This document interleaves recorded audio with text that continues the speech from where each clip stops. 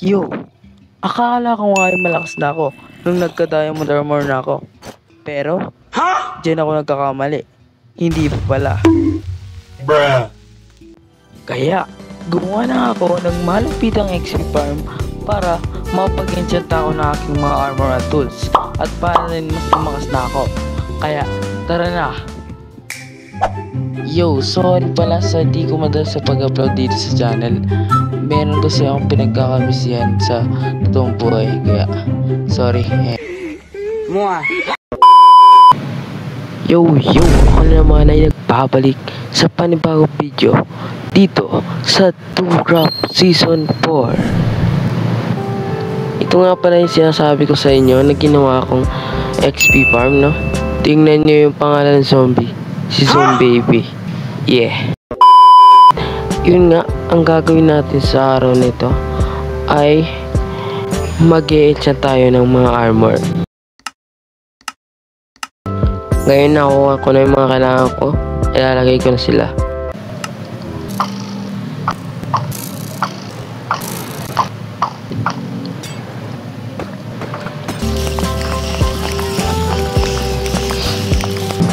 Ngayon tapos na, nakakuha tayo ng 49 XP.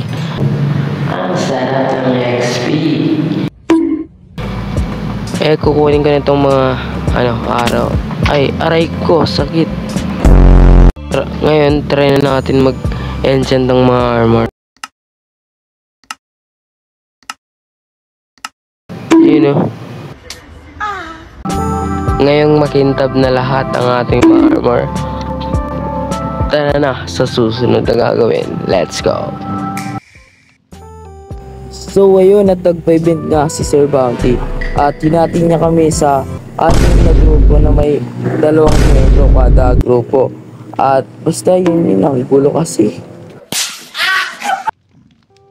Ngayon, mamimili na kung sino yung magkaka-team. At ang goal pala dito sa event na to is makuha lahat ng mga items na nandito.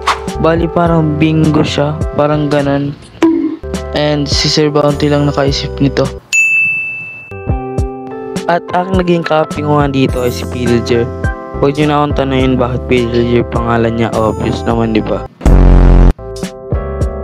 Mag-uumpisa na siguro ako kumuha ng mga items na nandun sa event. And unahin ko na siguro yung mga madadali lang para di ako mahirapan muna.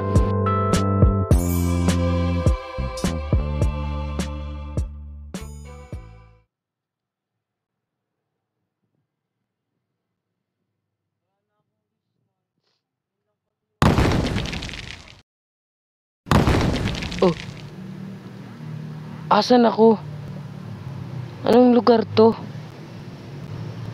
Naalala mo pa ba ako? Bounties mo? Ikaw ba yan? Oo, puti naman at naalala mo ako. Hindi naman kita nakalimutan, pero ba't ako nandito? Nakalimutan mo na ba ang iyong misyon? Mission? Di ko naman nakalimutan ng mission mo.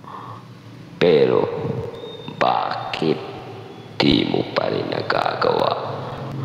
Basta bigyan mo lang ako ng oras. Oras lang bigay mo sa akin. Gagawin ko talaga yung pinapagawa mo.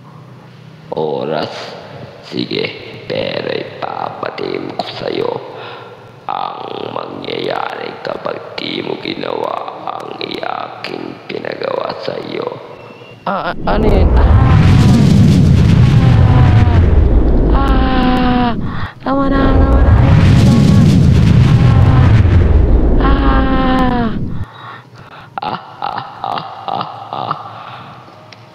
Ngayon, nalaman mo na ang mangyayari sa'yo kapag di mo ginawa ang aking pinagawa. Oo, ayoko na. Gagawin ko talaga yung pinagawa mo sa akin. Basta bigyan mo na ako ng oras. Please lang.